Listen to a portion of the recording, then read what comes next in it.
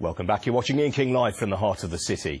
Now, a new report predicts that the UK will need more than 2 million digitally skilled workers by 2020. But the research by O2 shows that almost half of these jobs will be created, and only 8% of them will be in the northwest of England, threatening the creation of the Chancellor's Northern Powerhouse. To encourage more job creation there, a digital communities initiative has been launched in St Helens, offering digital makeovers for businesses and training for the young.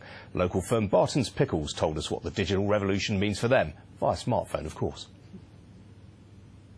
I've got my office with me wherever I go, which means no longer do I have to phone up my husband, pull him out of production and say, can you go to my PC, can you get this file? Now I've basically got my office with me, just look at it on my iPad, and I've got all the information I want when I want. And it's going to make me more efficient, more effective and much better as a supplier to my customers.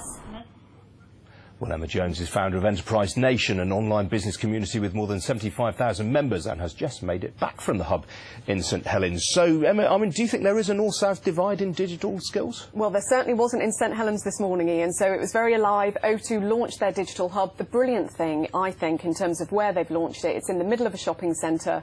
So this morning, as we were launching the hub, Bartons Pickles were there, but all the shoppers, as they were walking by, looking in, what's that about, what's going on there. And the great thing for small businesses who want to come and pick up digital training, or indeed employees who want to get into digital jobs, is it's so accessible to them, literally in the heart of their shopping centre. I mean, how do you account for this, though? I mean, it's not as if there aren't pockets of the northwest. I mean, Liverpool, for example, where there are lots of digital jobs being created. Are northwest firms just not that good at tapping the talent on their doorstep? Well, as you say, I think digital jobs are being created across the whole of the north. The Northern Powerhouse is very much coming into being. There's lots of investment being put into something called Tech North.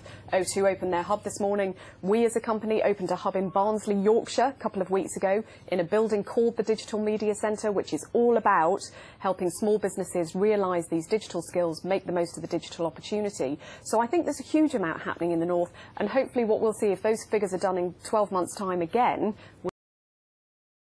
narrowing. Yeah, I mean, presumably, because it's not least it's an attractive place to be located, because it's substantially cheaper than London and the South East. It's cheaper, and I can't begin to tell you, Ian, I arrived in Wigan very early this morning, and I love London, but by goodness, the folks are so much friendlier up there. So, of course, you've got great standard of living, and as I say, the lovely thing about digital opportunities now, the tech is everywhere across the country. So broadband availability, Wi-Fi hotspots, so there's national coverage, so there's kind of no reason why people can't make the most of the opportunity that's there. Yeah, now you're focused very much on smaller businesses. I mean, do SME owners really have that much time to equip themselves and their staffs in these new skills? No, they don't, which is why it's one of the issues for small businesses. So 5 million small businesses in the UK, which is fantastic at the moment, highest ever numbers.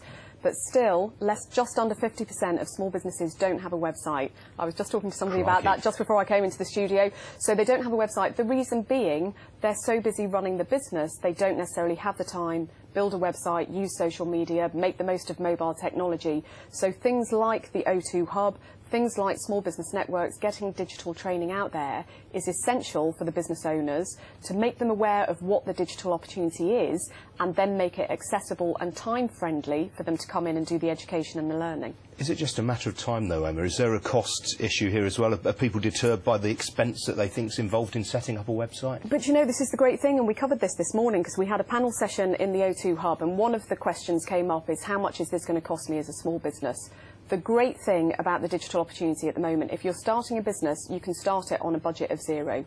Social media, Twitter, Facebook, LinkedIn, Pinterest cost nothing to use. You can set up a website, use template websites, Moonfruit, Wix, Weebly, I don't even know if I'm meant to be saying their names, but all of this costs absolutely nothing. So startups can spend nothing to get going, and then of course as you build income, then you can start to invest in more digital technologies. And very briefly, Emma, I mean, is it a fear of off some people, do you think? Well, I don't think it does, and I know hacking is happening with more regularity, but that gives people another reason to use these template websites and to go for things like Amazon Web Services, because of course then your provider is responsible for making sure the tech stays live. All right, Emma Jones.